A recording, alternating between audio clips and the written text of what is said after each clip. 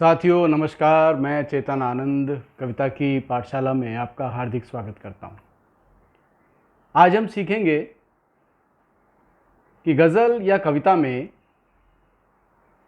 क्रम ना होने की वजह से कैसे उसमें दोष आ जाता है।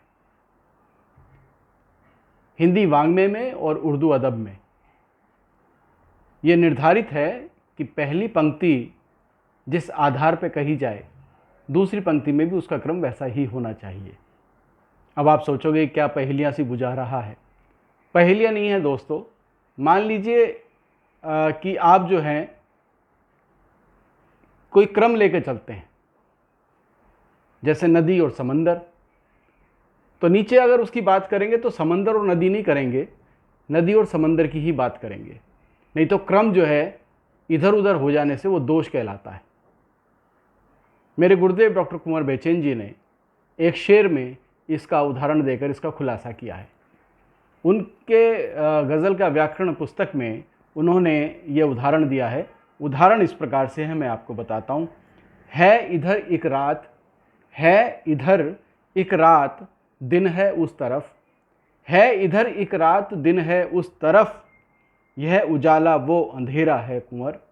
यह उजाला वो अंधेरा है कुंवर। अब देखिए इसमें क्रम नहीं है, इसलिए इसमें दोष है।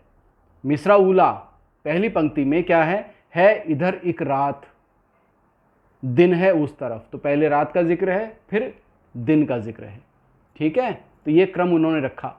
और मिसरा सानी में क्या आया, यह उजाला वो अंधेरा है कुंवर। अब ऊपर तो रात और दिन और नीचे उजाला और अंधेरा कर दिया। तो रात के साथ अंधेरा आता नीचे लाइन में और दिन के साथ उजाला आता, तो क्रम ठीक बैठता। लेकिन ये क्रम ना होने की वजह से इसमें क्रम नहीं हुआ, तो अक्रमत्व का दोष कहलाता है या दुष्क्रम का दोष कहलाता है ये। ठीक है, इसको सही किया उन्होंने उदाहरण देके। पहले तो बताया कि ऐसे ये गलत है, इस तरह से करेंगे तो हम गलत होगा, लेकिन उन्होंने सुधारा। फिर उन्होंने क्या लिखा, है इधर एक रात, दिन है उस तरफ। है इधर एक रात, दिन है उस तरफ।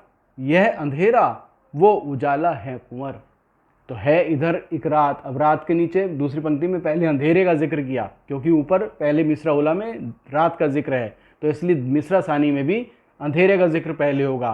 और दिन बाद में उन्होंने लिया मिसरा उला में, तो मिसरा सानी में उजाला बाद में आएगा। ये सही क्रम है। पहला वाला जो क्रम था ना कि पहले रात और दिन का मिसरा उला में जिक्र किया, फिर नीचे क्या किया उन्होंने, उजाले और अंधेरे का जिक्र किया मिसरा सानी में, तो वो क्रम गलत हो गया। तो क्रम सही रहना चाहिए।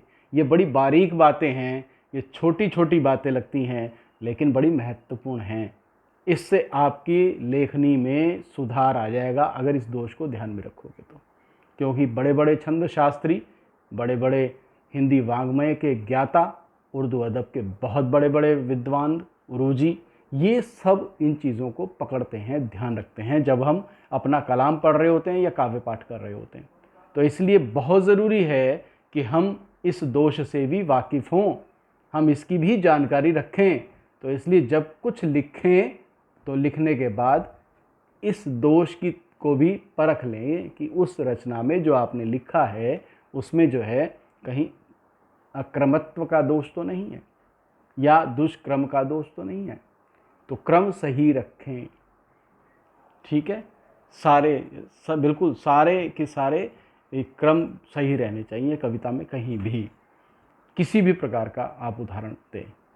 ठीक है, तो इस तरह से ये बहुत महत्वपूर्ण जानकारी, छोटी सी है लेकिन इसको ध्यान में रखना बहुत ज़रूरी है, ताकि आपकी लेखनी में सुधार बना रहे, गुणवत्ता बनी रहे।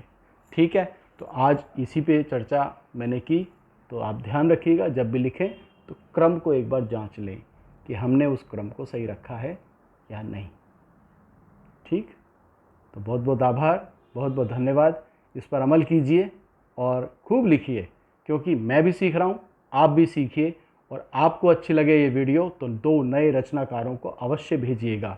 ये हमारा संकल्प है, ताकि उनमें भी ये चीज़ें सुधार आएँ, उन्हें भी ये जानकारी आसानी से मिल सके। क्योंकि बहुत जगह भटकने के बाद भी इस तरह की जानकारी नहीं मिलती, जिस तरह की जानकारी मेरे गुरुदेव ने मुझे दी थी। और उन्हीं के सुझाव पर मैं इस तरह की जानकारियाँ आपसे शेयर कर रहा हूँ, क्योंकि ये उनका सुझाव था जिसे मैंने उनके रहते हुए निर्देश माना, और जब वो पिछले साल गोलोकवासी हो गए तो मेरे लिए ये आदेश हो गया।